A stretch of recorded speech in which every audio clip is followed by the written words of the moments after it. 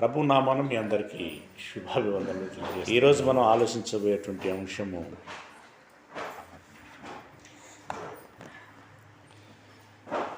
ఏ కాలము పరిపూర్ణమైనప్పుడు యేసయ్య వచ్చాడు.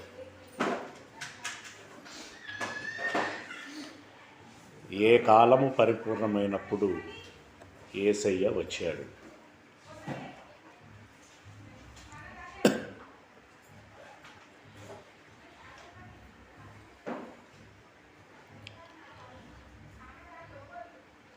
ప్రియ దేవుని వారలారా, యేసయ్య జన్మించాడని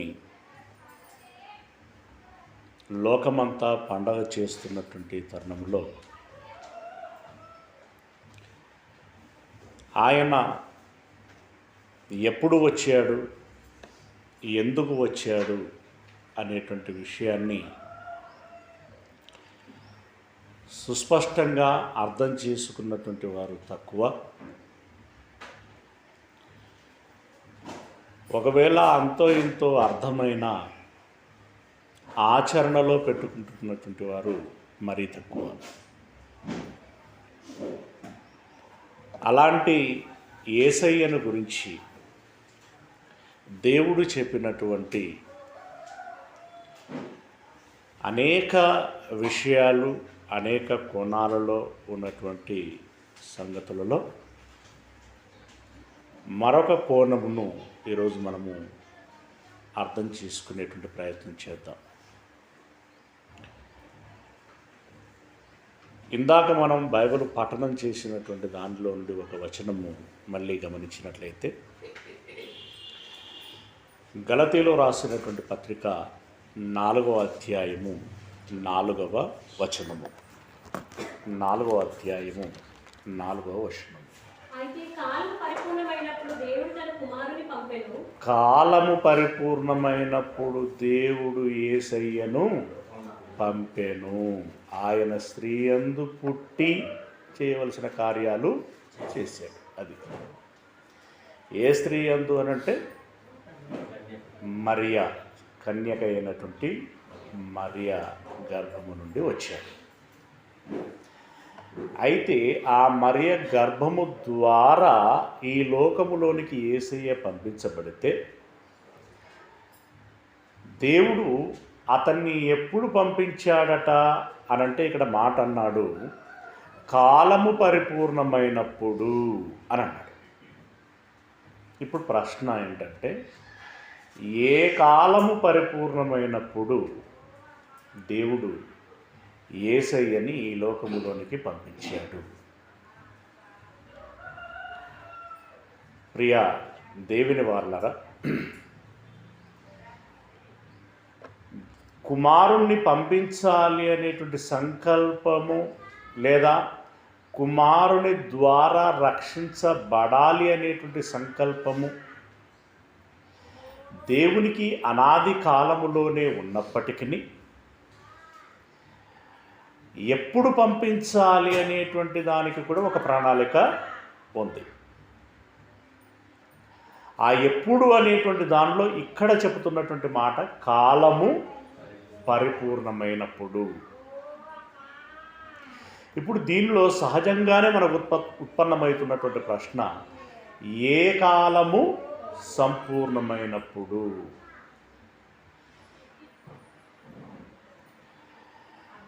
ఏదేను తోటను చేశాడు,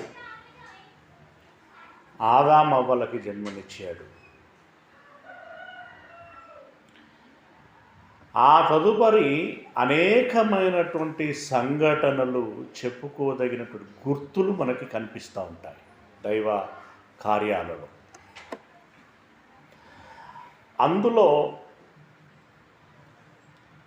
ఇశ్రాయేలీల యొక్క నడిపింపు ఒక ఘట్టమైతే, వారందరూ కలిసి దేవుణ్ణి ఆరాధించటానికి ఏర్పాటు చేయబడినటువంటి దేవాలయం అనేటువంటి గుడారము ఒక ఏర్పాటు. అంటే గుడారం అనగానే ఓన్లీ క్లాత్ను ఆలోచించకండి, అందులో మందసము ఉంటుంది.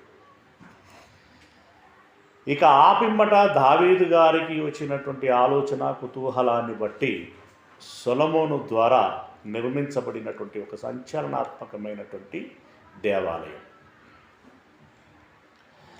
దానిని బబులోనీయులు కూల్చేశారు.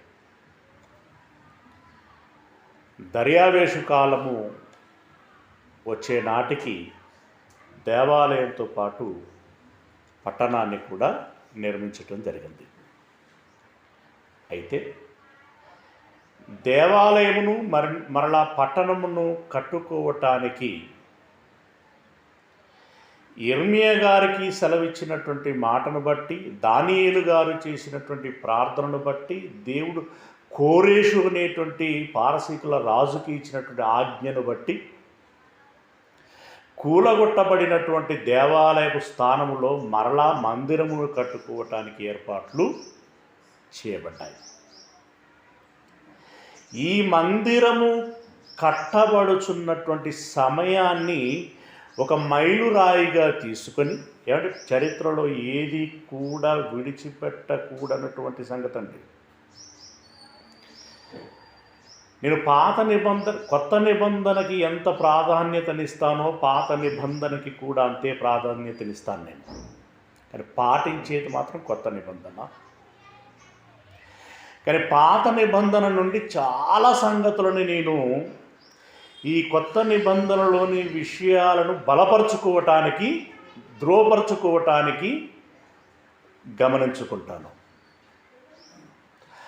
అలా దేవుడు పాత నిబంధనలో అనేకమైనటువంటి గుర్తులు పెట్టడము జరిగింది. ఇప్పుడు రెండవసారి నిర్మితమైనటువంటి లేదా నిర్మించాలనేటువంటి ఆజ్ఞ జారీ అయినటువంటిది ఒక మైలురాయిగా మనం భావిస్తే,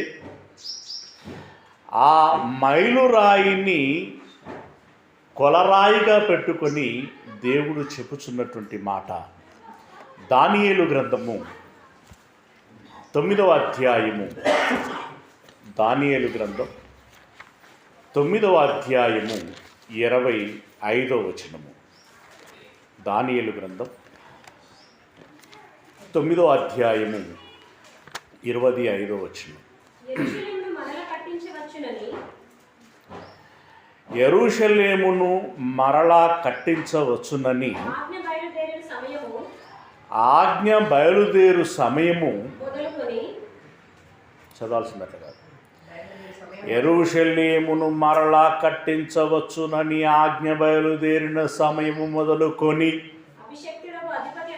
మరలా కట్టించవచ్చునంటే ఇప్పుడు ఏం జ్ఞాపకం వస్తున్నది మనకి? కోరేషు గారికి ఆజ్ఞ జారీ చేసి జెరుబ్బాబెలు మరియు బృందము ఏర్పాటు చేసి నడిపించి కట్టించినటువంటి సందర్భం మనకు జ్ఞాపకం వస్తుంది. అయితే కట్టిన తర్వాత కూడా కదట ఆజ్ఞ జారీ చేసినానన్నాడు. అక్కడ కట్టించవచ్చునని ఆజ్ఞ బయలుదేరిన సమయం మొదలుకొని అభిషిక్తుడు అంటే మెస్సియా అని కింద అభిషక్తుడగు అధిపతి వచ్చు వరకు 7 వారములు పట్టునని స్పష్టముగా గ్రహించుము. యేసయ్య రావటానికి ఎంత సమయం పడుతుందని దానియేలు గారు చెప్పారు? ఎప్పటి నుండి? రెండవ మారు దేవాలయము కట్టాలని ఆజ్ఞ జారీ చేసినది మొదలుకొని 7 వారములు గడిచిన తర్వాత యేసయ్య రావాలని నేను నిర్ణయించానని మీరు తెలుసుకోండి అని అన్నాడు అక్కడ దేవుడు. 7 వారాలు అంటే ఎన్ని రోజులు మరి? 49 రోజులు కదా.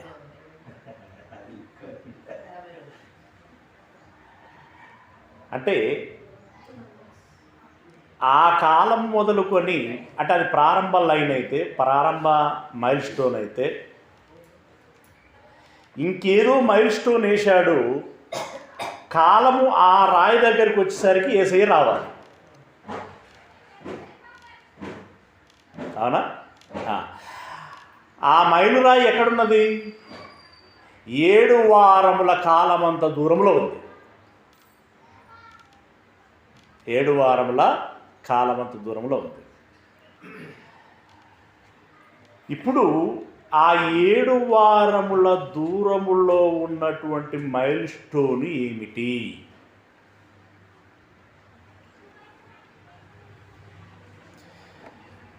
మలాకి గ్రంథం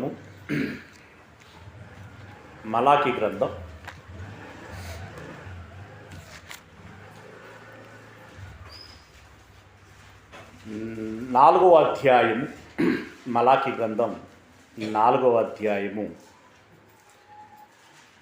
5వ వచనం. మలాకి గ్రంథం 4వ అధ్యాయము 5వ వచనం. ఇది చదవటానికంటే ముందు మామూలు విషయం జ్ఞాపకం చేసుకుందాం. యేసయ్య రావటానికి సిద్ధపడితే ఆయనకు మార్గము సరళం చేసింది ఎవరు? బాప్తిసం ఇచ్చిన యోహాను. అంటే యేసయ్య రావాలనుకున్నప్పుడే యోహాను అవసరత ఉందాడ.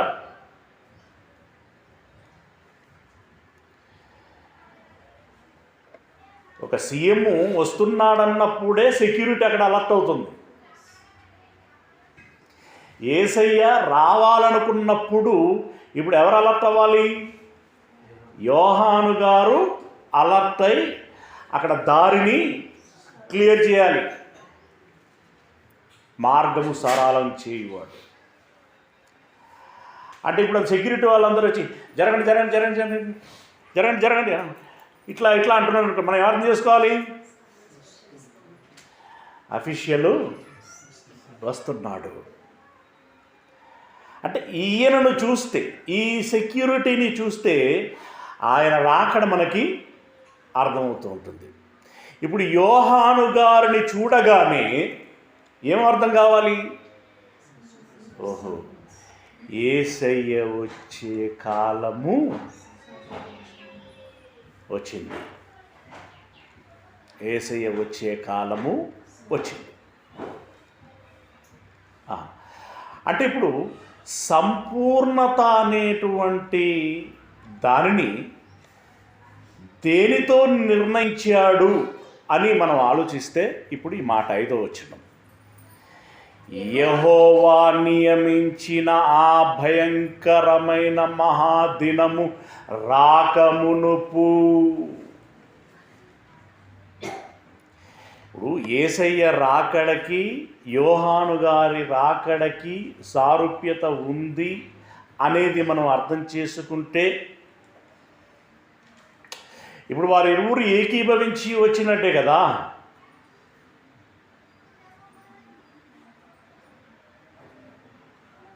యేసయ్య లోకమును రక్షించటానికి వస్తానని వచ్చినటువంటి వాడు. ఆ రక్షకునికి నేను దారి సరళం చేయాలని వచ్చినటువంటి వాడు యోహాను. సరే, ఈయనకు యేసయ్య కంటే ముందే తెలుసు కావచ్చు, యోహానుకు ముందే తెలియకపోవచ్చు. జన్మించిన తర్వాత ఆయన కర్తవ్యం ఏంటో ఆయనకు తెలుసు. కానీ మొత్తానికి వచ్చింది ఇద్దరు ఒక కార్య సంకల్పం కోసం. అయితే ఇప్పుడు యేసయ్య రావాలంటే యోహాను రావాలి. ఈ యోహాను యేసయ్యలు ఎప్పుడు రావాలంటే యెహోవా నిర్ణయించిన ఆ మహాదినము రాకమునుపు. అది మామూలు మహాదినం అనలే, భయంకరమైన ఆ మహాదినము అన్నాడు. అంటే ఏ భయంకరమైన, ఏ మహాదినం? ప్రియులరా, అంత్యకాలములలో నిర్ణయించబడేటువంటి, తీర్పు తీర్చి నరకమునకు పంపించేటువంటి ఆ మహాదినము, భయంకరమైన ఆ మహాదినము రాకమునుపు యేసయ్య రావాలి. ఆ దారి సరళం చేయటానికి యోహాను గారు రావాలి. దేవుడు నిర్ణయించిన కాలము ఇది. ఇప్పుడు పరిపూర్ణమైనప్పుడు అంటే ఎక్కడి నుండి ఎక్కడికి పరిపూర్ణమైనట్టు?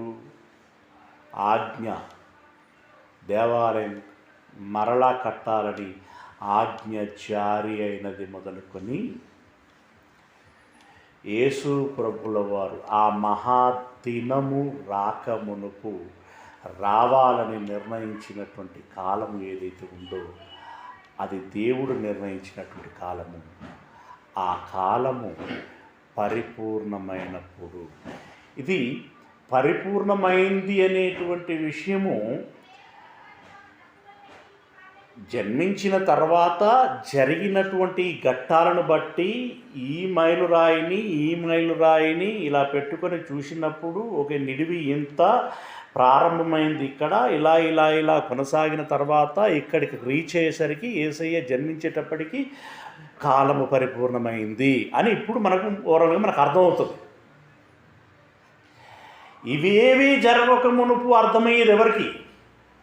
దేవుడికి మాత్రమే, యేసయ్యకి మాత్రమే. భయంకరమైనటువంటి మహాదినము వచ్చింది అనేటువంటి విషయము ఎవరు ఎరుగుతారు అప్పటికి? ఆయనే. ఇప్పుడు ఇవి అంత్యదినముడు అన్నాడండి, మనకు ఎట్లా తెలుసు అండి అంత్యదినములు? మనం డిజైన్ చేసినవి అయితే, మనం ఊరగొట్టేటి అయితే మనకు తెలుసు. దేవుడు ఏర్పాటు చేసిన దినములు, దేవుడు ఏర్పాటు చేసిన కాలములు కొనసాగించటము లేదంటే ఆపేయటం అనేటువంటిది ఆయన చేతిలో ఉన్నటువంటి విషయం. గనుక యేసయ్య రావాలని నిర్ణయించాను. ఎప్పుడు రావాలని నిర్ణయించాను అనంటే భయంకరమైనటువంటి ఆ మహాదినము రాకమునుపు రావాలని నిర్ణయించాను అని అన్నాడు. ఇప్పుడు భయంకరమైనటువంటి మహాదినము వచ్చింది అనంటే దేవుడు నిర్ణయించిన దానిని బట్టి ఆ కాలము సంపూర్ణము అయింది అంతని అర్థం. అర్థమవుతుందండి? అర్థమైతే అర్థమైంది అనండి, అర్థం కాలేదు అంటే అర్థం కాలేదు అనండి. కాకపోతే ఇంకా కొంచెం ప్రయత్నం చేస్తాం. కాలే దేవుడు ఏమన్నాడంటే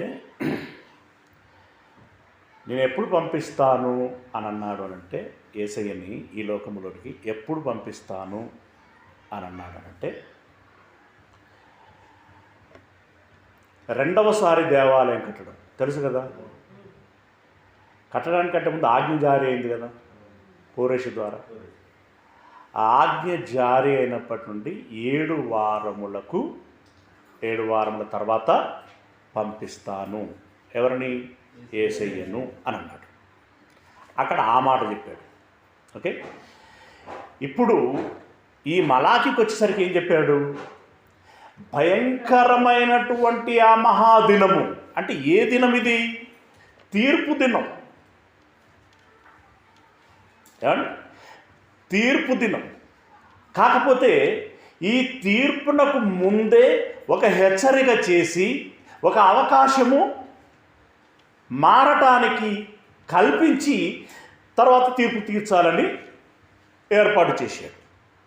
ఆ భయంకరమైనటువంటి మహాదినము రాకమునుపు కొంత అంటే దేవుని దృష్టిలో 2 రోజులు అంతే కదా.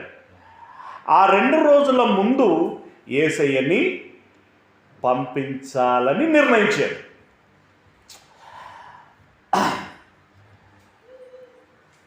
దానియేలు ద్వారా చెప్పినటువంటి మాట ఏమో ఆజ్ఞ జారీ అయిన తర్వాత 7 వారములకు అని అన్నాడు.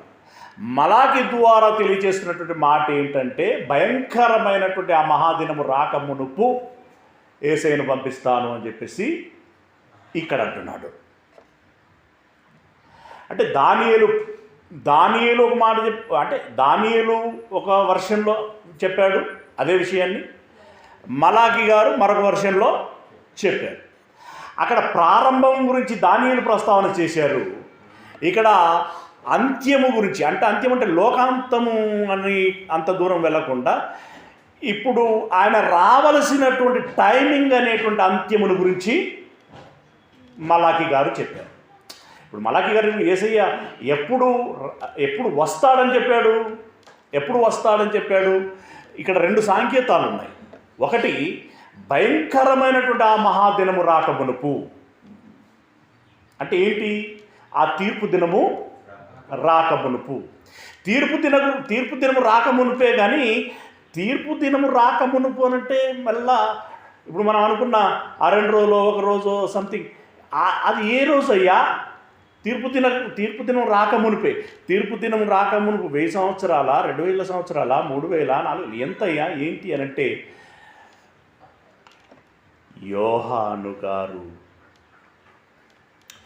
భూమి మీదకి రావాలని నిర్ణయించాను అంటే, యోహాను గారు వచ్చారు అనంటే, వస్తున్నారు అనంటే యేసుక్రీస్తుల వారు వస్తారు.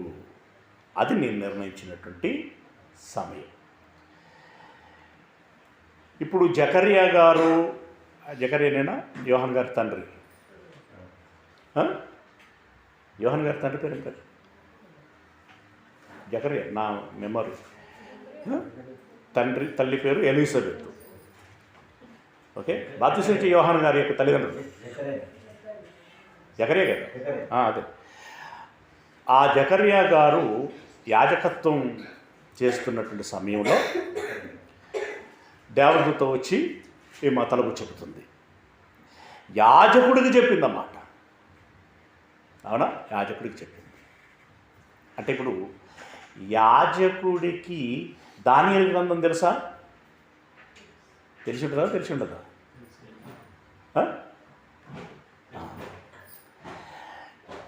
నీ గర్భమున ఎలాంటి వాడు రాబోతున్నాడు అనేటువంటి విషయం చెప్పబడింది వారికి.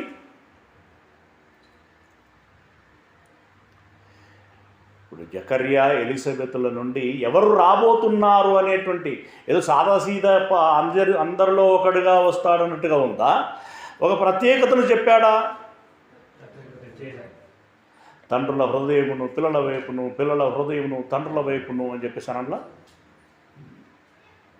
అంటే ఇప్పుడు ఆ రోజుల్లో జనులకి ప్రధాన మధ్యవర్తిత్వం వహించేటువంటి వాడు యాజకుడే.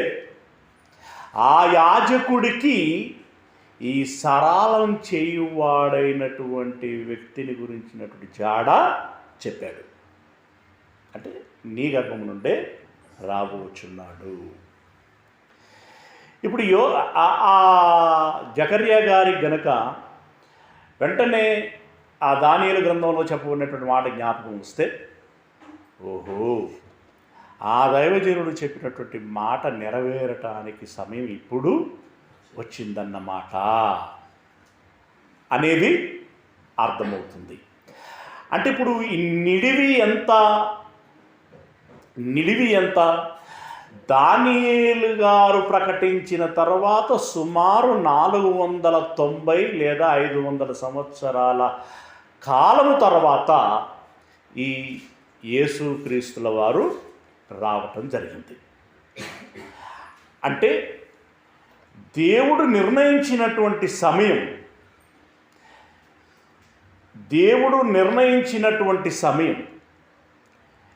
ఎప్పుడు కోరేషు గారి ద్వారా ఆజ్ఞ జారీ అయినది మొదలుకొని యోహాను గారు భూమి మీదికి వచ్చినటువంటి లేదా వస్తున్నాడని చెప్పినటువంటి దేవదూత ప్రకటన వరకు, ఎందుకంటే వచ్చిన వరకే అని అనుకోవాలి. అది దేవుడు నిర్ణయించినటువంటి 7 వారముల గడువు. 7 అంటే ఏంటి? ఏదేని ఒక సమయం యొక్క ఏది అని మామూలుగా సంపూర్ణతను తెలియజేసేటువంటి పదం అది. ఇప్పుడు సంపూర్ణము దేని గురించి అని అంటే, దేవుడు నియమించిన సమయం సంపూర్ణము అవ్వటము. ఇప్పుడు దీన్ని ఎలా అర్థం చేసుకోవాలంటే, అబ్రహాం గారికి ఆశీర్వాదం ఇస్తూ, ఇదిగో నీ సంతానమునకు ఈ భూభాగమును ఇచ్చేదను అని అన్నాడు. అని మళ్ళీ వెంటనే ఏమన్నాడు? ఈ అమోరీయుల యొక్క పాపము సంపూర్ణమగు వరకి అని అన్నాడు. మరి ఇప్పుడు అబ్రహాం ఎప్పుడు సంపూర్ణమవుతుందయ్యా? అట్లే ఉంటుంది కదా పరిస్థితి. సంపూర్ణం అన్నాడు, అదేందో ఈయన దొరది ఇక. మరి ఎప్పుడు సంపూర్ణమైంది? వీళ్ళు వెళ్ళి 430 సంవత్సరాలు పూర్తి చేసుకొని ఆ తర్వాత నడిపింపబడి కనానులో కాలు పెట్టినప్పుడు సంపూర్ణమైంది. అంటే మా అయ్యకి లేదా మా తాతకి చెప్పిన ఆ కాలము సంపూర్ణమగు వరకు అన్నటువంటి మాట ఎప్పుడు నెరవేరిందిరా బాబు అని అంటే, ఇది యెహోషువ గారి నాయకత్వంలో మనం యోర్దాను నది దాటి కనాను భూభాగంలో కాలు పెట్టి యెరికోను స్వతంత్రించుకున్నప్పుడు అది నెరవేరిందని వాళ్ళు అప్పుడు గ్రహించుకోవాలని. అప్పుడు అర్థమయ్యేటువంటి విషయం. నిజంగా అబ్రహాముకు కూడా అర్థం కానటువంటి విషయం అప్పుడు యెహోషువ గారికి అర్థమవుతుంది. ఇప్పుడు ఇది అలాగే. ఇప్పుడు దానియేలు గారు ప్రకటించేటప్పటికీ 7 వారాలు అన్నాడు, కానీ 7 అంటే సంపూర్ణం.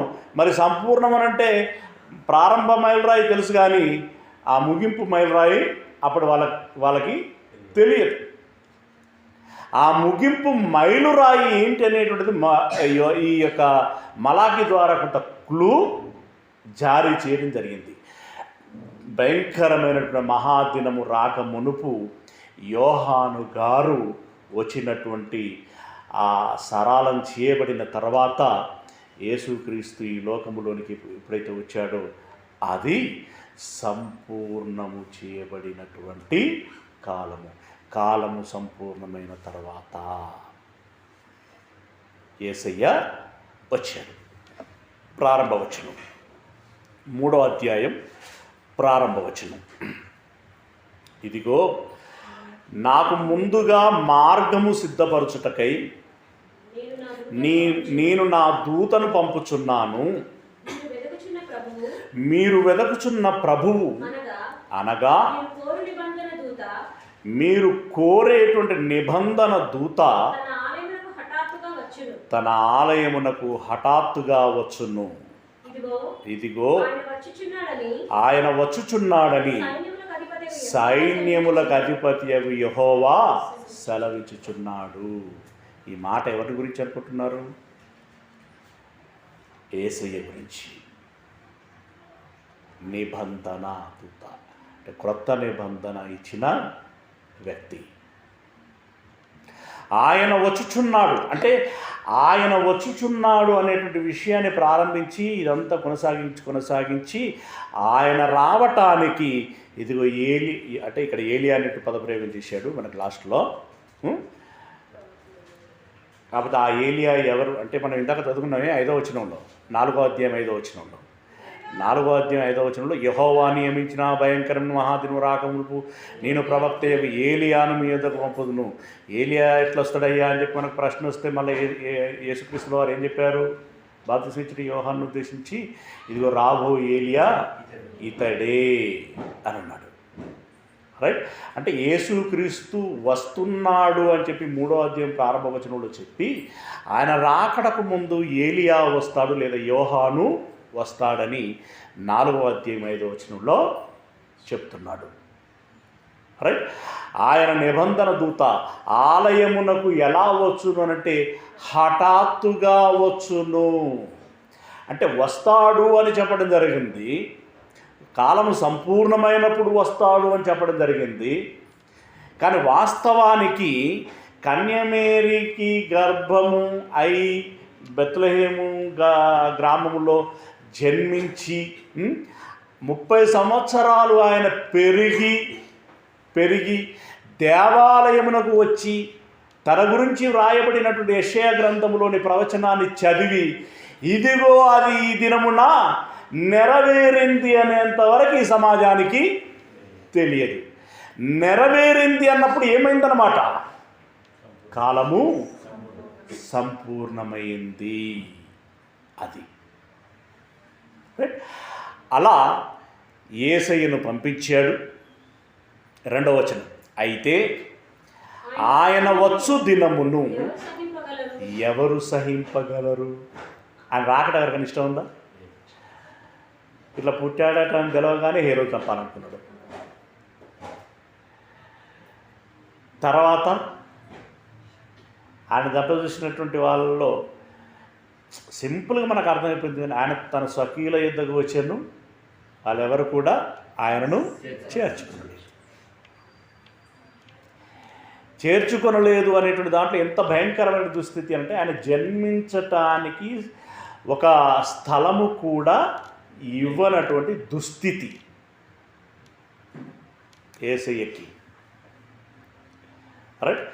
ఇక 30 ఏట నుండి ఆయన ఒక విధంగా చెప్పాలి అంటే, ఇప్పుడు నెహమ్యా గారు ఒక చేత కత్తి ఒక చేత ఇటుక లేదా రాయి పట్టుకొని గోడనెట్లయితే కట్టిండో, యేసయ్య కూడా ఒకవైపు చంపాలని చూస్తున్న హంతకులను ఎదుర్కొంటూ రక్షణ అనేటువంటి ఫౌండేషను వేయటానికి 3.5 సంవత్సరాలు ఒక విధంగా ఆయన సంహార యుద్ధమే చేశాడు. అవునా? రైట్. అలా ఆయన రావటము ఎవరు సహింపగలరు? ఆయన అగుపడగా ఎవరు ఓర్వగలరు? ఆయన కంసాలి అగ్ని వంటి వాడు, చాకలివాని సబ్బు వంటి వాడు అని చెప్పి ఇంకా చాలా చెప్పాడు. అగ్ని వంటి వాడు. అగ్ని ఏం చేస్తుంది? ప్యూరిఫై చేస్తుంది. సబ్బు ఏం చేస్తుంది? తెల్లదనాన్ని ఇస్తుంది, శుభ్రతనిస్తుంది. అవునా? అలా అగ్ని లాంటి వాడు, సబ్బు లాంటి వాడు మనుషులందరినీ కడిగేస్తాడు, శుభ్రపరుస్తాడు. అంటే దాని అర్థం పరిశుద్ధపరుస్తాడు అని యేసయ్యను గురించి ఆ రోజుల్లోనే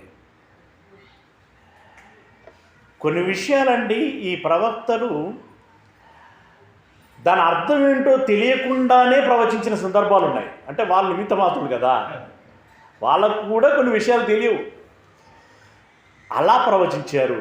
మొత్తానికి ఆ కాలము సంపూర్ణమైంది, యేసయ్య వచ్చాడు. రైట్. ఇప్పుడు ఎందుకు వచ్చాడు అంటే కొంత క్లూ ఇక్కడ తెలిసింది. ఏంటి? అగ్ని వంటి వాడు, సబ్బు వంటి వాడు అని అంటే ఈ అగ్ని ఏంది, సబ్బు ఏంది అనేటువంటిది మామూలుగా అప్పుడు మలాగి గారు చెప్పేటప్పటికి ఉండేటువంటి క్వశ్చన్ అది. కానీ తర్వాత మనకు తెలుసు, ఇప్పుడు మనకు తెలుసు ఆయన పరిశుద్ధపరచువాడు అని. ఎలా పరిశుద్ధపరుస్తాడు అంటే రక్తమును చిందించి అని. ఓకే. అలా మొత్తానికి యేసయ్య రాకడను గురించి ఒక కాలము నిర్ణయించబడింది. ఆ కాలము నిడివి ఏర్పాటు చేయడం జరిగింది. ఆ నిడివి 7 వారములు అనేటువంటి విషయము తెలియచేయబడింది. ఆ 7 వారముల కాలం పూర్తయిన తర్వాత యేసయ్య లోకములోనికి వచ్చాడు. అసలు మనకు విచిత్రంగా అనిపిస్తున్నది, ప్రారంభ మైల్ స్టోన్ని 2వ మారు దేవాలయము కట్టడానికి ఆజ్ఞ జారీ అయినది మొదలుకొని అని అన్నాడు. అసలు 2వ మారు దేవాలయం కట్టాలని ఆజ్ఞ జారీ అయినదే మైలురాయిగా ఎందుకు పెట్టాడు? ఏమండి, దానినే మైలురాయిగా ఎందుకు పెట్టాడు?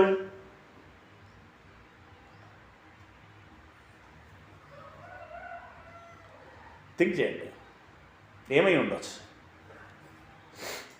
సొలొమోను గారు ఒకటి కట్టారు, కూలగొట్టబడింది. తర్వాత జెరుబాబెలు గారి నాయకత్వంలో 2వది కట్టబడింది, అది కూలగొట్టబడింది. ఎప్పుడు? క్రీస్తుశకం 70 సంవత్సరంలో. మరి ఇప్పుడు ఎట్లా? మళ్ళొక దేవాలయం కావాలి. అక్కడ పరోక్ష సాంకేత్యం ఏముందో తెలుసా? ఈ 2వ దేవాలయం కూడా కూలగొట్టబడుతుంది.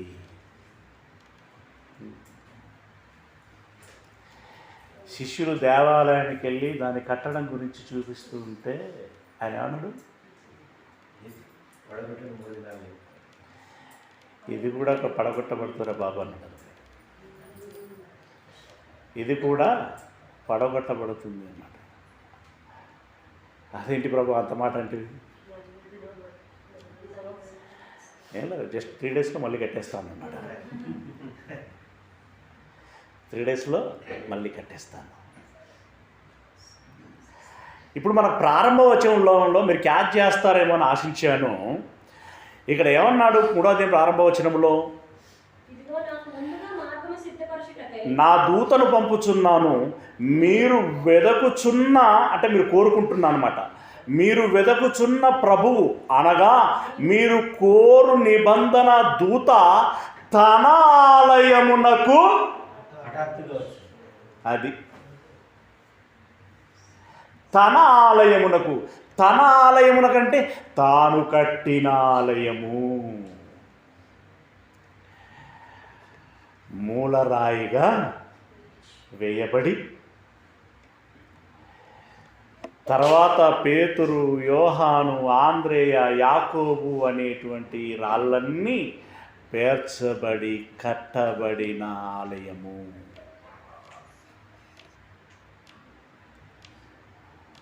అంటే మొదటి ఆలయము రెండవ ఆలయమునకు మధ్యలో నిడివి సుమారు 70 సంవత్సరాలు.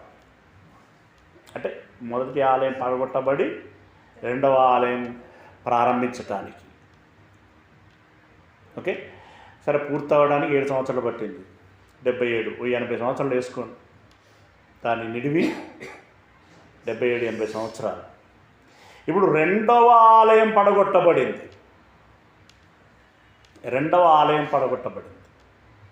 అయితే భౌతికంగా పడగొట్టబడిందేమో క్రీస్తు శకం 70వ సంవత్సరం. కానీ దేవాలయం ఉన్నా లేనట్లే అన్నట్టుగా మార్చింది ఎప్పుడు? దేవుని ఆలయాన్ని మీరు ఏం చేశారు? ఏమన్నాడు? కొరడా ఎప్పుడు పట్టుకున్నాడు ఏసయ్య? అంటే అది దేవాలయంగా కట్టబడింది, దేవాలయం కొన్నాళ్ళు మనుగడలో ఉన్నది. ఆ దేవాలయం కాస్త తర్వాత ఏమైంది? ఇప్పుడు అక్కడ వ్యాపార కేంద్రం ఉన్నది, మార్కెట్ జరుగుతున్నది. అక్కడ నేషనల్ స్టాక్ ఎక్స్చేంజ్ అయిపోయింది. అక్కడ ఆరాధనలు లేవు, దోపిడీ ఉన్నది. ఏవి సరి అయినటువంటి విధానములలో లేవవి.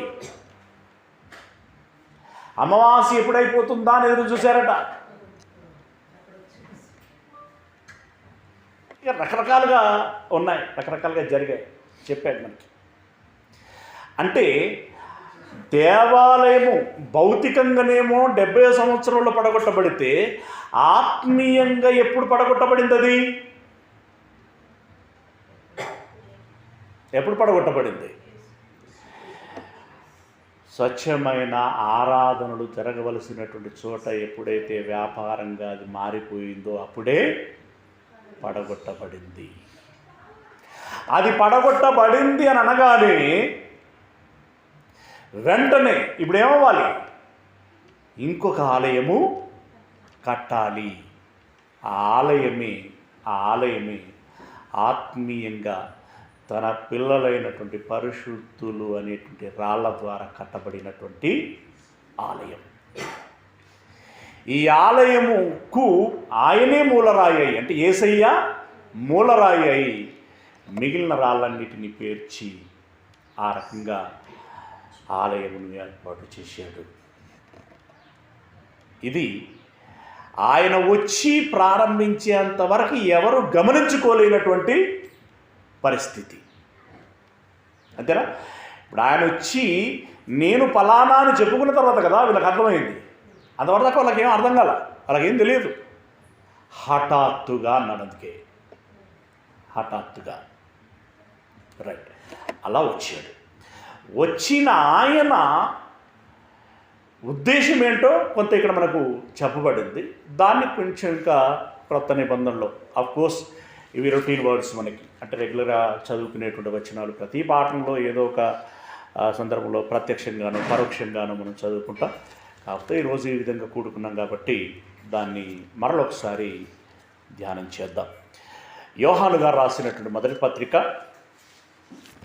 4వ అధ్యాయము 10వ వచనం. యోహాను గారు రాసినటువంటి మొదటి పత్రిక 4వ అధ్యాయము 10వ వచనం. మనము దేవునిని ప్రేమించితిమని కాదు, తానే మనలను ప్రేమించి. మొదట ప్రేమించింది ఎవరండి?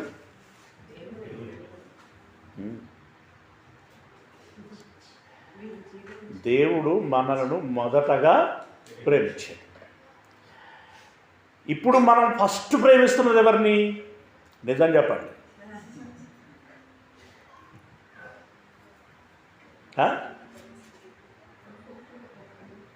ఆయనకు రిటర్న్ గిఫ్ట్ మనం ఏమిస్తున్నాం? ఫస్టా లాస్టా? ప్రాక్టికల్గా ఏం జరుగుతున్నది? మనం చెప్పేటప్పుడు చాలా చెప్పుకుంటాం, కానీ ప్రాక్టికల్గా ఏం జరుగుతుంది? Mostly second option, third option, fourth ఆప్షన్కి వెళ్ళిపోతుంది. కొంతమందికి అయితే మొత్తం లీస్టే, లాస్ట్. ఎవరో ఒకరిద్దరికి ఫస్ట్. వారు గ్రేట్. దేవుడు ఫస్ట్ అన్నవారు గ్రేట్. దేవుడు ఫస్ట్ అన్న వారినే దేవుడు బెస్ట్ అంటాడు. ఇది నిజం. రైట్. ఆయనే మొదటగా మనలను ప్రేమించాను.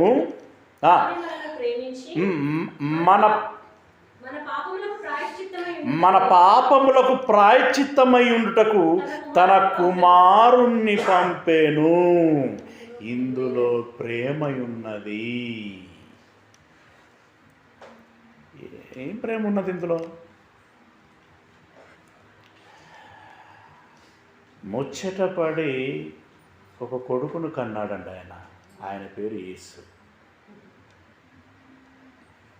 లేదా ఇమ్మానుయేలు. ఆయన ముద్దు ఇంకేం నిక్నేమ్ పెట్టుకుంటే మనకు తెలియదు, ఉంటుంది కదా. వాళ్ళిద్దరే ఉన్నారు క్లోజ్. ఎప్పుడు యేసుప్రభుల వారు వాళ్ళ తండ్రి గుండెల మీద ఆడుకుంటున్నాడు. మేము ఉండదా ఏంటి? ఆ ఫీల్ ఉండదా?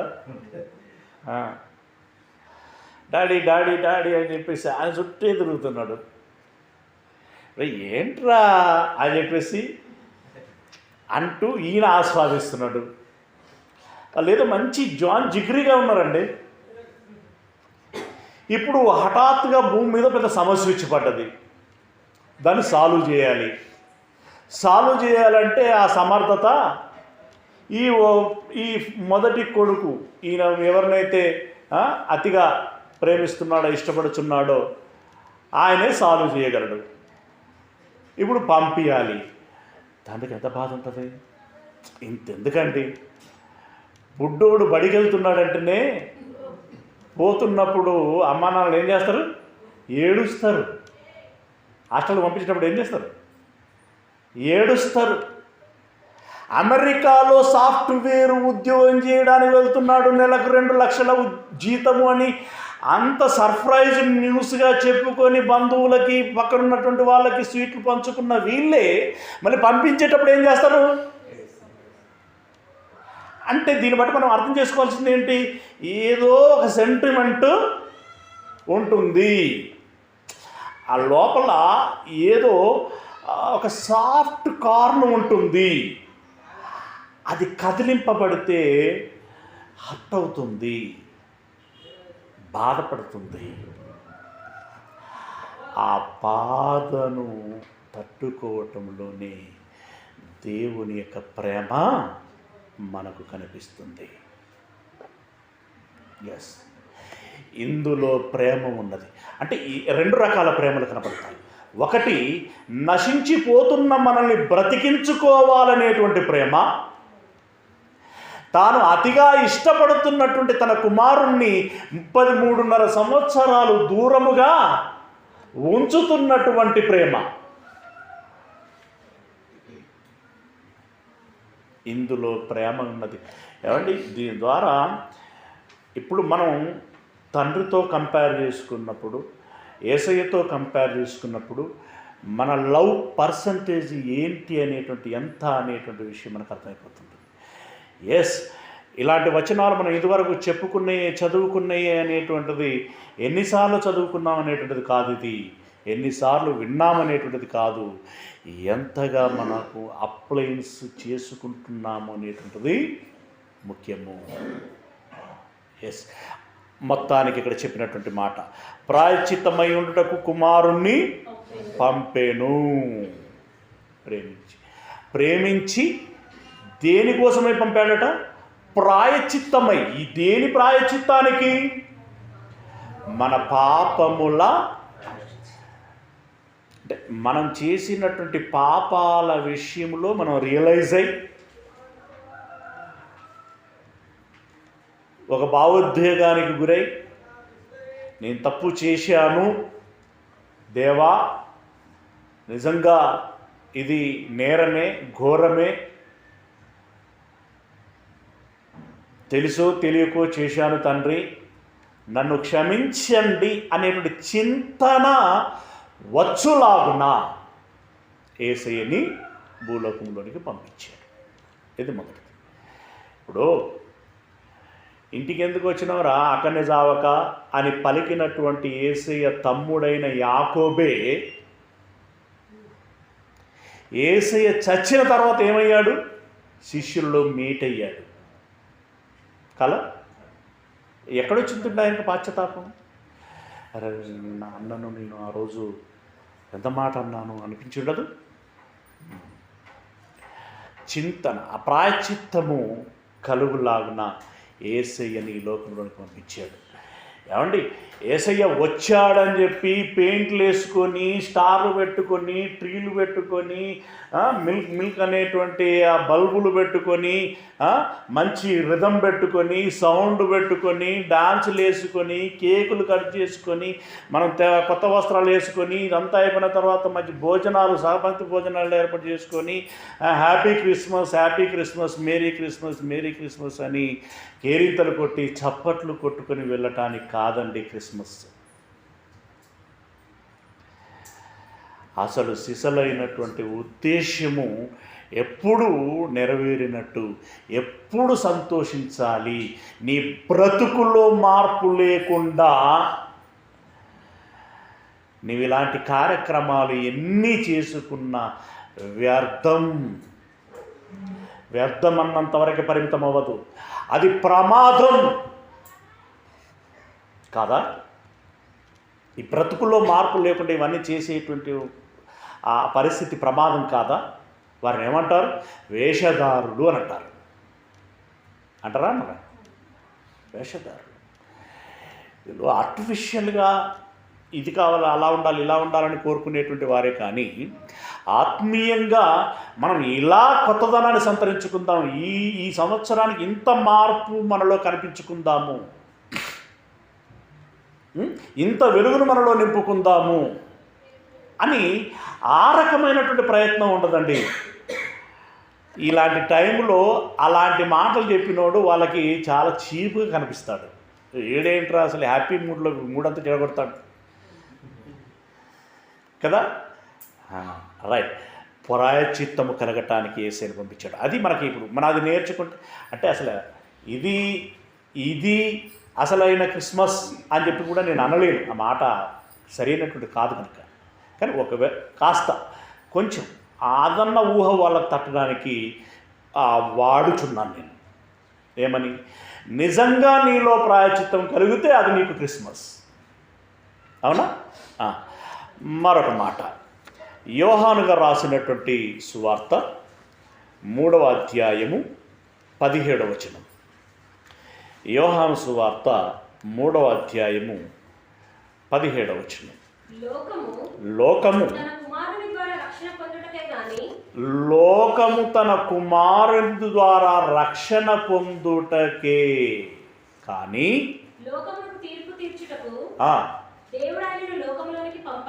దేవుడు ఆయనను లోకములోనికి పంపలేదు. ఎందుకు పంపాడు? మరి తీర్పు తీర్చడానికి పంపలేదు. మరి ఎందుకు పంపాడు? ఎందుకు పంపాడట?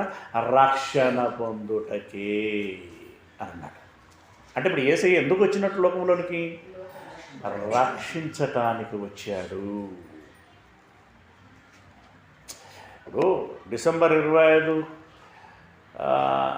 యేసు పుట్టాడు, యేసు జన్మించాడు, యేసు బర్త్డే కేక్ పెట్టి విషెస్ చెప్పుకుంటూ అది కట్ చేస్తున్నాము అంటే అసలు యేసు వచ్చాడు అని దాని అర్థం. యేసయ్య ఎందుకు వచ్చాడు? నెంబర్ 1, నీలో ప్రాయశ్చిత్తము కలగాలి, అవునా? నెంబర్ 2, నీవు రక్షించబడాలి. అంటే మధ్యలో మారు మనస్సులు, బాప్తిసాలు ఇవన్నీ ఉంటాయిలేండి, ఇక అంత మాట్లాడ అవసరం లేదని నేను అనుకుంటున్నాను. ఓకే, రక్షణ పొందటానికి వచ్చాడు. రక్షణ పొందటం అని అంటే ఇది ఫైనల్లో అయిపోవడం కాదండి. ఇదేంటి మెయిన్ ఎగ్జామ్కి ముందు ఏముంటుంది? ప్రిలిమినరీ అని అంటారు. వడబడి ప్రీ ఫైనల్ ఈ వీటిలకి ఐఏఎస్లో వీటికి ప్రిలిమినరీ ఉంటుంది కదా. మెయిన్ ఎగ్జామ్కి ముందు ఏదో ఉంటుంది. ప్రీ ఫైనల్ ఇవన్నీ స్కూల్ కాలేజీలు రా. Okay, right. ఆ ప్రిలిమినరీ పాస్ అయ్యా అనుకోవాలి, ఆ స్టేజ్కి రావాలన్నమాట. అనుకోవడం కాదు, ఆ స్టేజ్కి రావాలి. మరి నెక్స్ట్ మెయిన్స్ ఉంటాయి. అది ఎప్పుడు?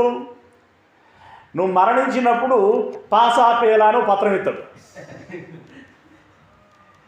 ఈ పరీక్ష రాయటానికి ఎంత సమయం? మనం బ్రతికున్నంత కాలం. ఆయన ఎంతసేపు బ్రతుకుంటామని అంటే పేపర్ ఎప్పుడు గుంజుకుంటాడో కదా. కనుక సాధ్యమైనంత త్వరగా పేపర్ని ఫిలప్ చేయాలి. మళ్ళీ ఏది పడితే అది కాదు, రాయవలసిందే రాయాలి. పిచ్చి పిచ్చి కూతలు కూతా, సినిమా పాటలు రాస్తా అదంటే కుదరదు. రాయవలసిందే రాయాలి. వేరేది రాసినావనుకో, నీవు మాట్లాడిన ప్రతి మాటకి, చేసిన ప్రతి క్రియకి లెక్క అప్పగించాల్సింది. ఏం రాశారా అని అంటాడు. రైట్. ఆ విధంగా మనం రక్షణ పొందుటకు ఆయన పంపబడ్డాడు. మరొక మాట, కొరింథీయులో రాసినటువంటి మొదటి పత్రిక 1వ అధ్యాయము, కొరింథీయులో రాసినటువంటి మొదటి పత్రిక 1వ అధ్యాయము 9వ వచనం. మన ప్రభువైన యేసుక్రీస్తు అను తన కుమారుని సహవాసమునకు మిమ్మల్ని పిలిచిన దేవుడు నమ్మదగినవాడు. వామ్మో, అంత పెద్దగా. 1వ అధ్యాయము 9వ వచనం. మన ప్రభువైన యేసుక్రీస్తు అను తన కుమారుని సహవాసమునకు మిమ్మును పిలిచిన దేవుడు నమ్మదగినవాడు. మనల్నట ఒకరి సహవాసానికి పిలిచాడట. ఎవరి సహవాసానికి? యేసుక్రీస్తు సహవాసము అని అన్నాడు. అసలు సహవాసం అంటే ఏమిటి? సహవాసం అంటే ఏంటి? కలిసి జీవించడం. నిన్న మాట్లాడుకున్నామే సాంగత్యము. సహవాసం మీన్స్ సాంగత్యము. ఇంకొకటి దుష్ట సాంగత్యము మంచి నడవడని చేర్పును. మరి శిష్ట సాంగత్యము అంటే ఒక మంచివాడి సాంగత్యము ఏం నేర్పిస్తుంది? మంచిని నేర్పిస్తుంది. ఆ మంచికి చిరునామే యేసయ్య. ఇప్పుడు యేసయ్య సహవాసములో మనం ఉండాలి అంటున్నాడు. అంటే 24 గంటలు యేసయ్య నీ హృదయంలో ఉండాలి. నీవు రొట్టె ద్రాక్ష రసం తీసుకున్నప్పుడు యేసయ్యను స్మరణ చేసుకోవటం కాదు. ఓకే, ఎందుకంటే ఆ రొట్టె ద్రాక్షారసం తీసుకున్నప్పుడు యేసయ్యను జ్ఞాపకం చేసుకుని చర్చి బయటకు వెళ్ళిన తర్వాత ఆయనను మర్చిపోయినాం అనుకో, ఆయన మర్చిపోతే ఆ ప్లేస్ని ఇంకొకటి ఫిల్ఫిల్ చేస్తూ ఉంటాడు. అప్పుడు మనకు తెలియకుండానే సాంగత్యం మారిపోతుంది. అలా మారిపోకూడదు అనంటే నీవు క్షణం క్షణం అతన్ని మననం చేసుకుంటూ ఉండాలి. కంప్లీట్గా అనాది కాలం ఏంటి, ఆయన జన్మించటం ఏంటి, ప్రవక్తల ద్వారా ప్రవచించినటువంటి ప్రవచనాలు ఏంటి,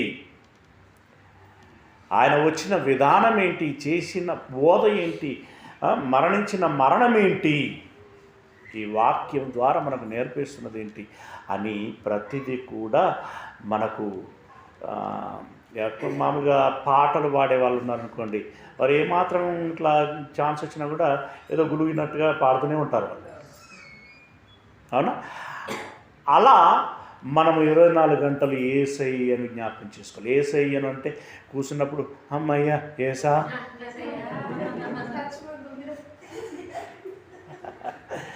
కూర్చున్నప్పుడు యేసు, లేచినప్పుడు యేసు.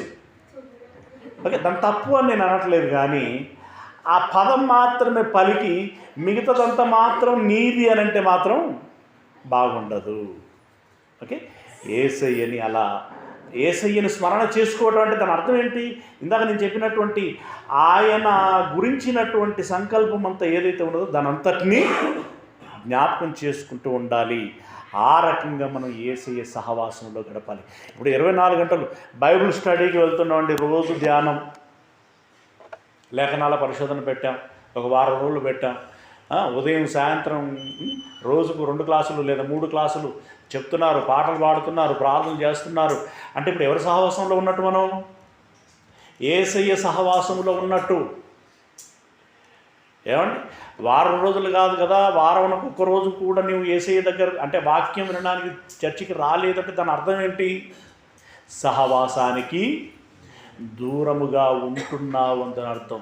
అయితే దూరముగా ఉండటానికి యేసయ్యని లోకములోనికి పంపించలేదు, యేసయ్యతో సహవాసం చేయటానికి యేసయ్యని లోకములోనికి పంపించాడు. ఓకే, 3వ మాట రోమపత్రిక 4వ మాట. రోమపత్రిక 8వ అధ్యాయం 29వ వచనం. రోమపత్రిక 8వ అధ్యాయము 29వ వచనం. ఎందుకనగా తన కుమారుడు అనేక సహోదరులలో జ్యేష్ఠుడగునట్లు దేవుడు ఎవరిని ముందుగా ఎరిగెనో వారు తన కుమారునితో సారూప్యము గలవారై ఉండాలి అన్నాడు. సారూప్యత అంటే ఇది ఒక తీరుగానే ఉన్నదే.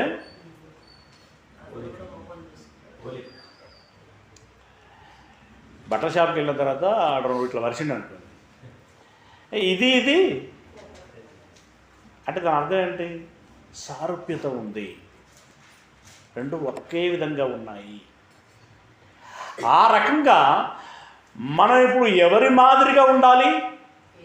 యేసయ్య మాదిరిగా ఉండాలి.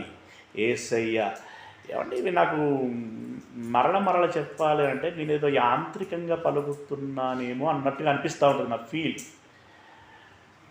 ఇప్పుడు ఒకసారి చెప్పుకున్నాం, 2 సార్లు చెప్పుకున్నాం, పోనీ 3 సార్లు చెప్పుకున్నాం. నిజంగా మనకు అంత ఏకాగ్రత, అంత గ్రహింపు, అంత ఆలోచన ఉంటే మళ్ళీ 4, 5, 6, 7, 8 ఇలా చెప్పాల్సిన అవసరం ఉందా అండి? మామూలుగా ఉందా? ఇప్పుడు ఇది రూపాయి బిళ్ళ అని పరిచయం చేశాం ఫస్ట్, ఇంకోసారి చెప్పాం, ఇంకెన్నిసార్లు చెప్పాలి? ఒకవేళ ఇంకా చెబుతుంటే ఎలా అనిపిస్తుంది మనకి? ఈ రూపాయి బిళ్ళని ఎన్నిసార్లు చెప్పాలి? ఇది రూపాయి అని ఎన్నిసార్లు చెప్పాలి? మనం అన్నిసార్లు చెప్పినా కూడా మళ్ళీ ఇది ఎంత బాపు అన్నాడు అనుకో, ఫస్ట్ వీనికి తెలియాలనేటువంటి ఒక ఇంట్రెస్ట్తో చెప్తావు, అవునా? రెండవసారి ఓకే మర్చిపోవద్దు అనేటువంటి దృష్టిలో మళ్ళీ చెప్తాం. మూడవసారి మరి వీడు ఇంకా గ్రహిస్తలేడా అని చెప్పి మళ్ళీ మూడోసారి చెప్తాం. అప్పటికి వాడు ఇంకా మబ్బు వీడు ఇది ఎంత డాడీ అన్నది అనుకో.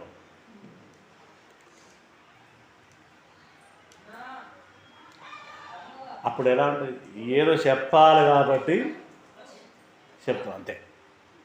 అక్కడ ఇష్టం ప్రేమ అదంతా ఏమైనా కష్టంగా అనిపిస్తుంది. అంటే ఇప్పుడు ఈ పదాలన్నీ కూడా ప్రాయశ్చిత్తం, తర్వాత రక్షణ, ఆ తర్వాత సహవాసం, ఇప్పుడు సారూప్యత, ఇవన్నీ ఏ పాఠాలండి? మామూలు మనకి 2000 సంవత్సరాల నుండి చెప్పబడుతున్న మాటలు ఇవి. పోనీ మనం విన్నప్పటి నుండి పోల్చుకున్నా కూడా 10, 20, 30 సంవత్సరాల నుండి వింటున్నటువంటి మాటలు. అసలు ఒక్కసారి కనెక్ట్ అవ్వాలి. ఆ మాట డోసు ఒకసారి మన మెదడుకి ఎక్కితే జీవితకాలం పనిచేయాలి. అది జీవితకాలం పనిచేయాలి ప్రిల్లరా, రైట్? ఇప్పుడు ఏంటది? సారూప్యత మనకు రావాలి. సారూప్యత అని అన్నప్పుడు క్రీస్తు యేసు లక్షణాలన్నీ మనకు రావాలి. ఫస్ట్ చెప్పండి ప్రేమ, తర్వాత చెప్పండి చెప్పుకుందాం దయా. ఆయనకున్నాయి దయా, కృప, కరుణ, క్షమ, సహనం, సాత్వికత. ఇట్లా చెప్పుకుంటా పోతే వాళ్ళు ఏదో అంటారు కదా, ఏదో కోటి అని, ఏదో కోటి రాసుకుంటూ పోతారు కదా. మనము నోట్బుక్ అంతా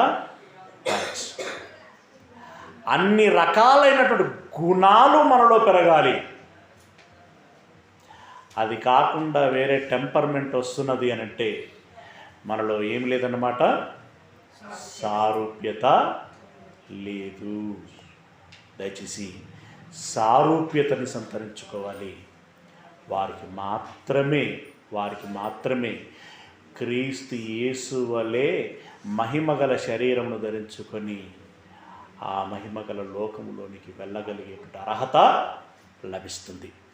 అది లభించిన నాడండి అక్కడికి వెళ్ళిన తర్వాత డాడీ నేను స్టార్ వెలిగిస్తాను అన్నట్టు ఆయన ఏం చెప్తాడో విందాం. ఎక్కడికి వెళ్ళిన తర్వాత, మన నిజమైన తండ్రి వద్దకు వెళ్ళిన తర్వాత డాడీ నాకు ఒక స్టార్ నేను వెలిగించుకుంటాను అని చెప్పేసానంటే ఆయన ఏమి ఇస్తాడో అది చూసుకొని వెలిగించుకుందాం. డాడీ నాకు ఒక చెట్టు కావాలి అని అంటే ఏం చెట్టు ఇస్తాడో చూద్దాం. డాడీ నాకు ఒక నూతన వస్త్రం కావాలి అని అంటే ఏ వస్త్రం కుట్టిస్తాడో చూద్దాం. డాడీ ఇంకా నువ్వు ఏమేమి అడుగుతావో అవన్నీ అడిగి చూద్దాం. అప్పుడు సిసలైనటువంటి సంబరం, సిసలైనటువంటి పండగ మనము ఆస్వాదించుదాము. అంటే ఇప్పుడు మిమ్మల్ని వండుకోవద్దు అనట్లేదు నేను సుమా, మీరు కొత్త బట్టలు కుట్టించుకోవద్దు అనట్లేదు, ఇంటికి పెయింట్ వేసుకోవద్దు అనట్లేదు. వేసుకోవాలి. ఇంటికి పెయింట్ వేసుకుంటేనే ఆ ఇంటిలో ఉన్నటువంటి ఆ బ్యాక్టీరియా, వైరస్లు అవన్నీ చచ్చిపోయి అది శుభ్రంగా ఉంటుంది. మాసిన పాత వస్త్రాలతో ఉంటే కూడా ఆరోగ్యానికి మంచిది కాదు. నూతన వస్త్రాలు ఆరోగ్యానికి మంచిది. కొనుక్కోండి, పిండి వంటలు చేసుకోండి, వెరైటీలు వండుకోండి, తినండి. కానీ అది మాత్రమే క్రైస్తవ్యం అని మాత్రం పొరపాటున అనుకోకండి. రైట్? ఏది క్రైస్తవ్యము అంటే ఇందాక చెప్పుకున్న ఈ 4 లైన్లు ఏవైతే ఉన్నాయో అది సిసలైనటువంటి క్రైస్తవ్యం. దాని ద్వారానే మనం అసలైనటువంటి మేలు ప్రయోజనము పొందుకుంటాము. రైట్? ఇంత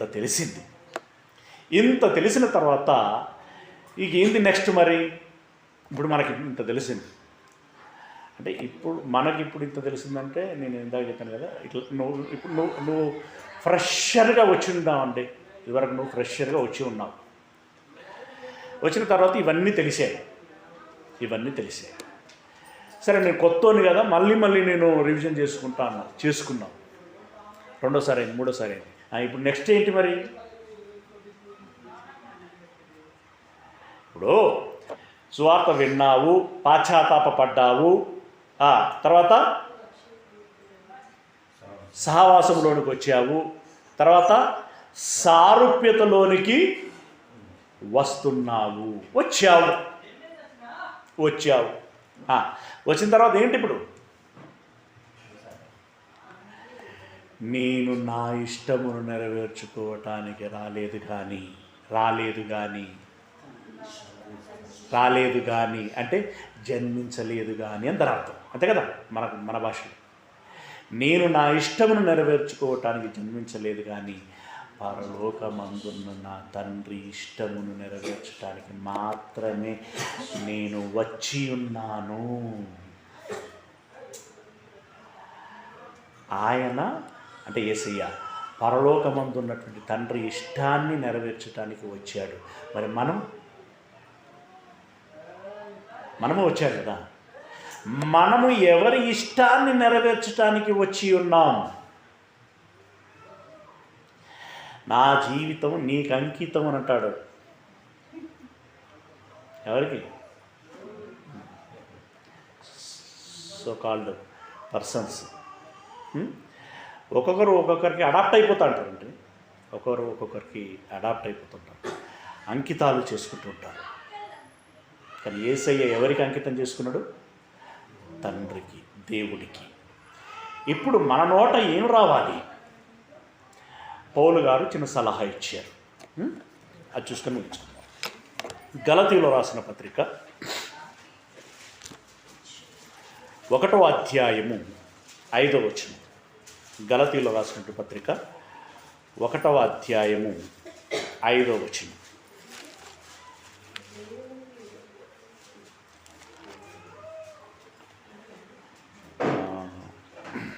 పదిహేను వచనం. గలతీలో రాసిన పత్రిక 1వ అధ్యాయము 15వ వచనం. ఆయనను తల్లి గర్భమున పడినది మొదలుకొని అంటే పౌలు గారు తన గురించి చెప్పుకుంటున్నాడు. నేను మా అమ్మ గర్భములో పడినది మొదలుకొని నన్ను ప్రత్యేకపరచి తన కృపచేత నన్ను పిలిచిన దేవుడు నేను అన్యజనులలో తన కుమారుణ్ణి ప్రకటింపవలనని ఆయనను నా యందు బయలుపరపనను గ్రహించినప్పుడు మనుష్య మాస్త్రులతో నేను సంప్రదించలేదు నాకంటే ముందుగా అని చెప్పేసి వెంటనే చెప్పుకుంటూ పోయాడు. అయితే ఇక్కడ ఆ మాట ద్వారా ఫైనల్గా నేను చెప్పాల్సిన విషయం ఏంటంటే, నేను అన్యజనులకు సువార్త ప్రకటించవలెనని నా కన్న తండ్రి నేను మా అమ్మ గర్భములో ఉన్నప్పుడే నిర్ణయించి ఉన్నాడు. అన్యజనులకు ప్రకటించటానికి. ఇప్పుడు ఏం ప్రకటించాలి? అన్యజనులకి ఏం ప్రకటించాలి? ఇదిగో మహానుభావుడు దేవుని కుమారుడు యేసుక్రీస్తు ఈయనా అనాలి. ఇదిగో ఇందుకోసం వచ్చాడు అని చెప్పాలి. అలా వారికి ప్రాయశ్చిత్తం వచ్చేటట్లుగా చేయాలి, రక్షణ పొందుకునేటట్లుగా చేయాలి, సహవాసంలో ఉండేటట్లుగా చేయాలి, సారూప్యత వచ్చేటట్లుగా చేయాలి. ఆ ప్రయత్నమే సువార్త ప్రకటించటం. అంతిమంగా మనం ఆ పని చేస్తే నిజంగా కేక్ కట్ చేసినట్టే. ఎందుకంటే వాక్యం అనేటువంటి కేక్ వారికి ఇస్తున్నాం, వాక్యం అనేటువంటి భోజనం వారికి మనం ఇస్తున్నాం. ఓకే, అది నిజంగా దేవుడు కోరుకుంటున్నటువంటి విషయం. అలా ఎన్నో మాటలు మనకు ఉంటాయి. ఈ కొద్ది మాటల ద్వారా దేవుడు మనకు ఆ సందేశాన్ని ఇస్తున్నాడు. మీకు ఇష్టమైతే మామూలు ఇప్పుడు కేక్ తెచ్చుకొని కోసుకొని తినబుద్ధి అవుతుందని అని అంటే తెచ్చుకొని కోసుకొని తినొచ్చు, దానికి ఆలస్యం లేదు. కానీ ఇది మొదట, దీనికి సింహభాగం. ఇది పూర్తిగా ఉన్న తర్వాత మిగిలినది యువర్ చాయిస్. ఓకే, ఏదైనా కూడా మళ్ళీ వాక్యమునకు అభ్యంతరము కాకుండా ఉండాలి. ఆ పరిమితులలో మనం జాగ్రత్త పడితే మనం మంచి. God bless you.